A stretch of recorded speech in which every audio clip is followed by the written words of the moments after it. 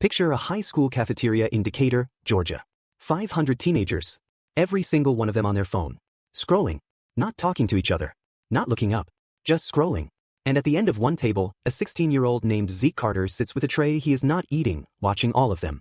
He is not disgusted. He is curious. He is asking the question that every billionaire in Silicon Valley had apparently failed to ask. Why does this have to work this way? He takes out a napkin. He writes one sentence on it. He puts it in his pocket. And the question written on that napkin becomes, 3 years later, a platform used by 200 million people, the subject of 3 simultaneous lawsuits from the world's biggest tech companies, a congressional testimony delivered in a hoodie, and a $5 billion acquisition offer that a 19-year-old turns down. This is the story of Zeke Carter, a teenager from Decatur, Georgia. The kid who built Nexus, and in doing so, dismantled the social media empire that the entire tech world thought was untouchable. But to understand how a grounded 16-year-old outthought Silicon Valley, we need to go back to that cafeteria. Back to the napkin. Back to the one question nobody else thought worth asking. Zeke Carter is 16 years old and essentially invisible in the social architecture of Westview High, which suits him perfectly. Invisible people get to watch everything. And what Zeke is watching, in this cafeteria on a Tuesday, is 500 people consuming content that an algorithm chose for them, not to give them what they want but to keep them scrolling as long as possible. He is the son of 2 educators. His father teaches mathematics. His mother, Dr. Patricia Carter, is a sociology professor at Emory University whose research focuses on digital behavior and the psychology of platform design. Zeke grew up in a house where dinner table conversation included attention economy and why people behave differently online. While other kids were learning to use social media, Zeke was learning to see through it. He takes out a napkin. He writes, what if the algorithm worked for the user instead of against them? He puts it in his pocket. That sentence, written by a grounded teenager on a cafeteria napkin, is the idea that will eventually be worth billions, change the lives of 200 million people, and make 3 of the world's largest technology companies very, very afraid. Zeke builds Nexus over 3 months, in secret, after midnight. His insight is specific. Every major platform measures engagement, how long you stay, how much you react. But engagement is not the same as satisfaction. Platforms optimize for the former because it drives advertising revenue. Nobody has built for the latter, because the assumption is that maximizing satisfaction means less time on platform, which means less money. Zeke's hypothesis is that the assumption is wrong. He calls his approach the completion signal, measuring not how long users spend but whether they finished, saved, returned, or shared with a specific person. These signals indicate genuine value. A feed built on genuine value, he theorizes, will bring users back not because they cannot stop, but because they actively want to. His father finds him asleep at his desk at 3 a.m. on a school night, laptop open, Nexus version 0.7 on the screen. James Carter reads enough to understand something significant is happening. He puts a blanket over his son's shoulders. In the morning, Zeke is grounded for 2 weeks, not as punishment for what he is building, but because he is 16 and sleeping 3 hours a night. Zeke accepts the grounding without argument. He spends the 2 weeks completing the entire next version of Nexus in his head. The moment the grounding ends, he sits down and writes it in 2 days. Zeke launches Nexus to 12 people, 6 classmates, 3 cousins, his best friend Deshaun, and his mother. He watches the usage data the way a scientist watches an experiment. What he observes in the first 30 days stops him cold. Average Instagram user, 58 minutes per day. Average Nexus user, 23 minutes. On every industry metric, Nexus is losing. But when Zeke surveys his 12 users, every single one uses some version of the same word, satisfied. Not addicted. Not restless. Satisfied. And every one of them is on the app every single day. Deshaun, Zeke's best friend and the most online person he knows, says it best on the bleachers after school one afternoon. Bro, I feel like I've been eating fast food every day for 5 years and you just gave me an actual meal. I didn't even know I was hungry. Zeke writes it down. Underlines it. Deshaun asks why. Zeke says, because that sentence is worth more than any feature I could build. That's the product. Deshaun looks at him. So when are you going to let the rest of the world eat? Zeke's mother has spent 15 years researching the psychological damage done by engagement maximizing algorithms. When Zeke shows her the Nexus usage data and the completion signal architecture, she reads it for 45 minutes without speaking. When she looks up, she has tears in her eyes. Not because she is proud, though she is. Because for 15 years she has been writing papers describing the problem, and her 16-year-old son has built the solution in a bedroom down the hall. You need to file a patent, she says. Tomorrow. Not next week, tomorrow. She calls the university's IP office at 8 p.m. on a Thursday. They respond in the morning. The patent is filed within 2 weeks, covering the completion signal methodology, the satisfaction-weighted recommendation engine, and the signal calibration framework. Her 15 years of academic research on the problem just became her son's legal protection for the solution. Zeke will think about this symmetry for the rest of his life. Zeke launches Nexus publicly in June 2022. The strategy he and Deshaun develop is elegant. Start with teenagers, start local, start personal. Deshaun reaches out to 20 students at 20 different Atlanta area schools and asks them to try Nexus for 2 weeks. No pitch. No promotion. Just, my boy built something different. Give it 2 weeks. Nexus hits 10,000 users in August. 100,000 in September. 500,000 by October, all organic, all word of mouth, all driven by one design choice that no other platform offers. When you share something on Nexus, you share it with one specific person, not broadcast to your entire following. Every share becomes a genuine social act. Genuine social acts spread the way genuine things spread. The retention numbers make analysts rub their eyes. 73% of users who join Nexus are still on the platform 90 days later. The industry average is 27%. Zeke is 17, back in school for his senior year, checking his dashboard between classes. He knows what these numbers mean. He has maybe 6 months before Silicon Valley looks up and sees what is coming. In November 2022, a journalist at Wired publishes a profile titled, "The 16-year-old Who Figured Out What Silicon Valley Couldn't." It goes viral in the specific way that articles about something genuinely new go viral. Shared by researchers, discussed in product meetings, read by 4 million people. In offices across San Francisco and Menlo Park, very serious people pull Nexus's retention data and run it against their own benchmarks. The meeting that follows at Meta is described by one attendee as the most uncomfortable product review in recent memory. At TikTok, 3 senior engineers download Nexus, use it for a week, and write an internal memo describing it as a fundamentally different philosophy of social design, not an improvement but a categorical departure. Zeke reads the Wired article at breakfast on the day it publishes. His father reads it and says, "They spelled your name right." His mother reads it and says, "The algorithm section is technically accurate, which I didn't expect." Deshaun posts it everywhere with the caption, "That's my boy."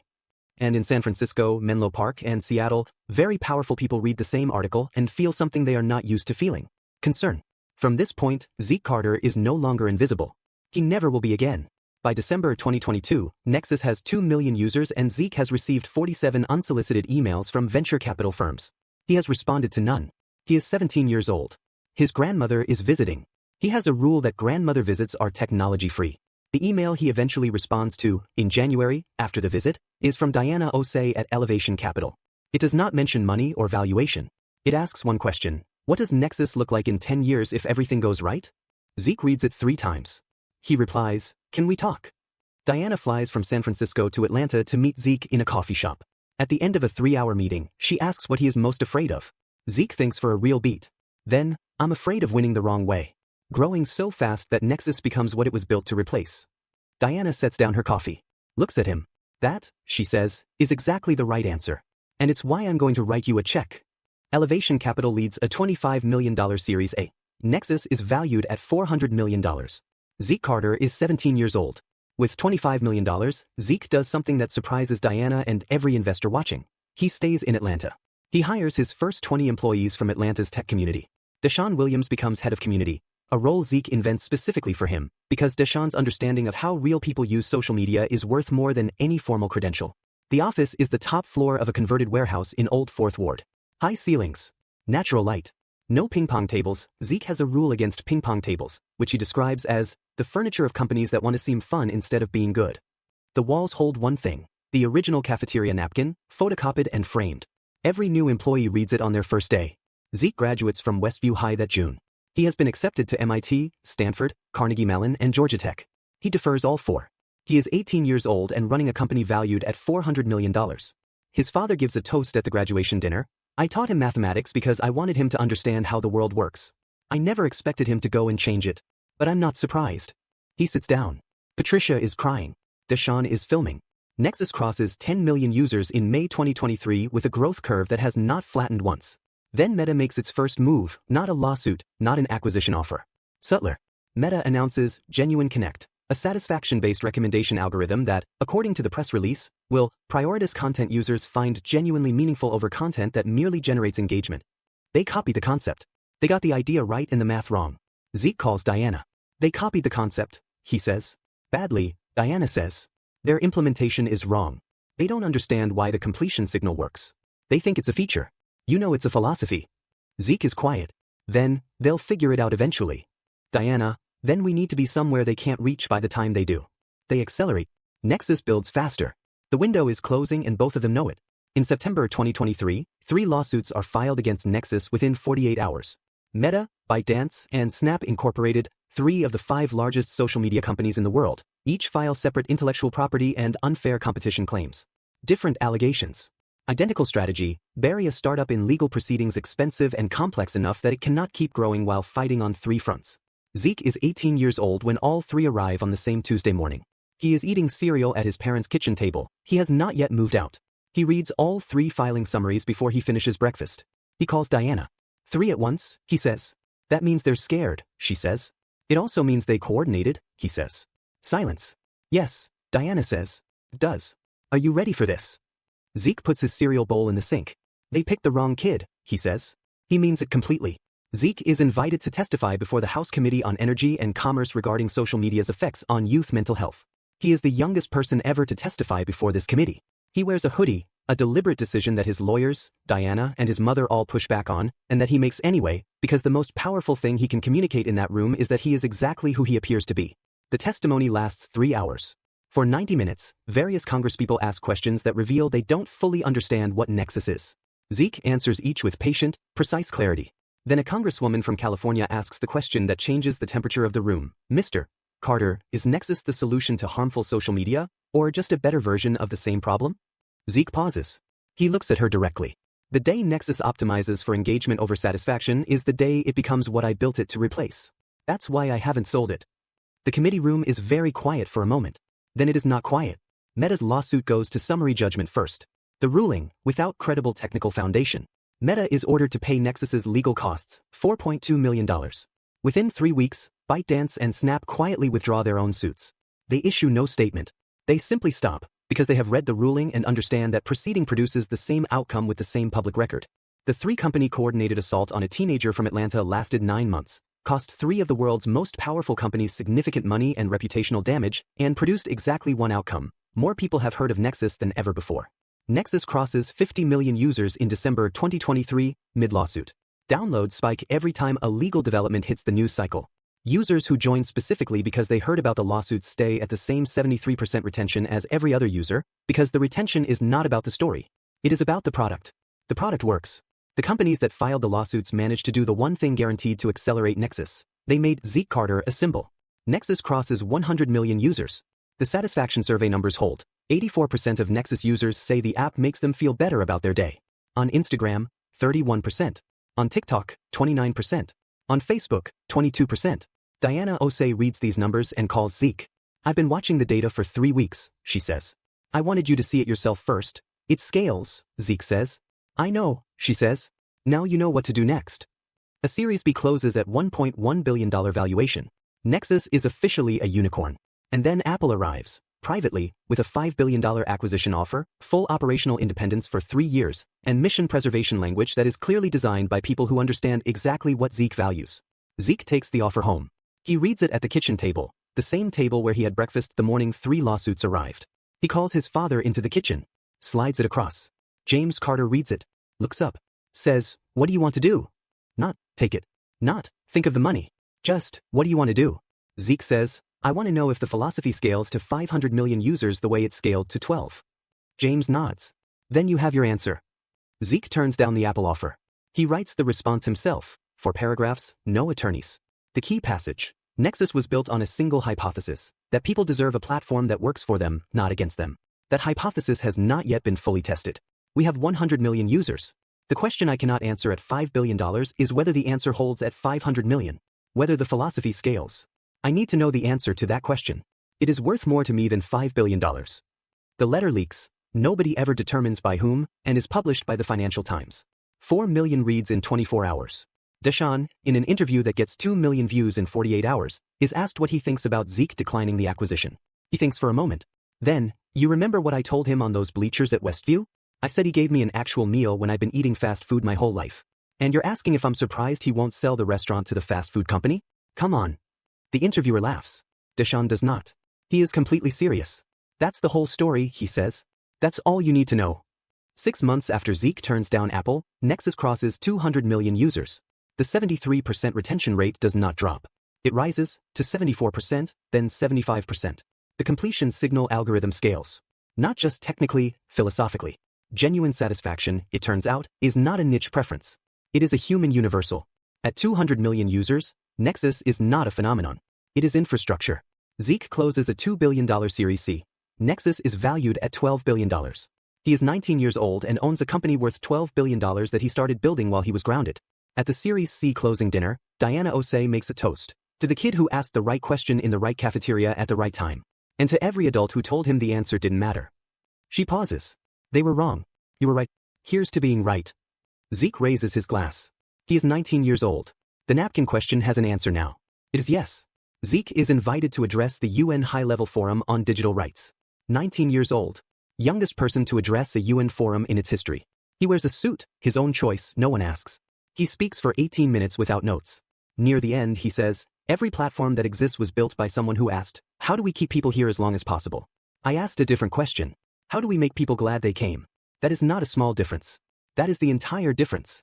Every anxiety, every eroded relationship, every teenager who feels worse about themselves after an hour on their phone, all of it flows from that one wrong question. You cannot solve it with regulation alone. You have to change the question. I changed the question. He pauses. The assembly is silent. And now I am asking every engineer, every designer, every founder in the world to change it with me. The applause lasts 4 minutes. The cafeteria napkin question has now been asked from the most significant platform on Earth. Zeke goes back to Westview High. Not a press event. He calls the principal and asks to come on a Thursday afternoon. He sits on a desk at the front of the computer science classroom and talks to 32 students. He pulls the laminated cafeteria napkin from his pocket. Holds it up. I wrote this in the cafeteria downstairs. I was 16. I was watching all of you. He pauses, exactly like you are right now. He reads the question out loud. Has anyone here ever asked that question? One hand. 3. 11. After class, Zeke asks if he can have 10 minutes alone in the cafeteria. It is lunch period. 500 teenagers. Every single one on their phone. He sits at the end of a table, roughly the same spot, and puts his own phone face down. One kid looks up and recognizes him. Then another. Within 90 seconds, a significant portion of Westview High has put their phones down and is looking at each other. It lasts 4 minutes. Zeke does not film it. Some things are better as memories. Academic studies begin publishing on Nexus. What they find is not just that it is less harmful than competitors, it is actively beneficial. Users who switch from engagement-based platforms show measurable reductions in anxiety and social comparison within 90 days. Teenagers who use Nexus as their primary platform report higher satisfaction with real-world relationships. One study finds statistically significant improvements in sleep quality. Zeke reads every paper. He looks for what is right, what is wrong, what it means for the next version. The finding that appears across every research group is the thing he wrote on a napkin at 16. The algorithm was working for the user. His mother, Dr. Patricia Carter, leads one of the studies at Emory. Zeke insists on disclosing this conflict of interest publicly, immediately, in every mention of the research. The study's findings hold under scrutiny regardless. Patricia Carter has spent 15 years documenting the problem.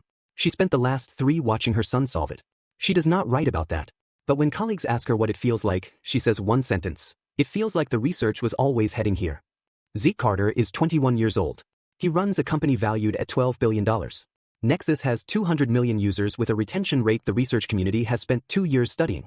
He still uses 3 monitors, the originals from his bedroom, because they work and he sees no reason to replace something that works. On his office wall, the cafeteria napkin framed. The original, not the laminated copy he carries. Beside it, a new napkin. A different question, bigger than the first, the kind that can only be asked by someone who has answered the first one and knows that every answer is just the door to the next room. He picks up a pen. He writes. Nobody knows yet what the question is. He is not ready to share it. But the people who have been paying attention, the engineers at Meta, the researchers at Emory, the congresswomen in Washington, the investors who passed and the one who flew to Atlanta, all of them will tell you the same thing when you ask them what they think comes next. They say, whatever Zeke Carter writes on that napkin, we should probably pay attention to it. Somewhere in a cafeteria right now, in Decatur or Lagos or Seoul or London, a teenager is looking around at everyone on their phones and feeling something they cannot yet name. A question forming. An itch they don't have words for yet. They have not written it down. They are not sure it matters. They are not sure anyone has thought of it before. They are wondering whether to bother. Zeke Carter was that teenager. He wrote the question down. He put it in his pocket. And everything that followed. The 200 million users, the lawsuits, the testimony, the UN address, the $5 billion, no, the $12 billion, yes, he is still building toward. All of it started with one sentence on a napkin in a school cafeteria on a Tuesday afternoon, written by a kid who was watching everyone scroll and decided that the thing he was seeing was not acceptable. The question is always available. It always has been. The only variable is whether someone picks up the napkin and writes it down. He did. The next one already has. Zeke Carter wrote one question on a cafeteria napkin at 16. By 19 he had turned down $5 billion to protect the answer. His story isn't rare. It's just rarely told honestly. If this story made you think differently about power, ambition, and how success really works, then you belong here. Subscribe to the channel. Because we don't just tell stories of people who rise fast. We reveal what it actually took to get there, what they risked to stay there, and what the world looked like before anyone believed they could. This is the Dawn Film Vault. We don't just tell the story. We tell the truth of it. See you in the next one.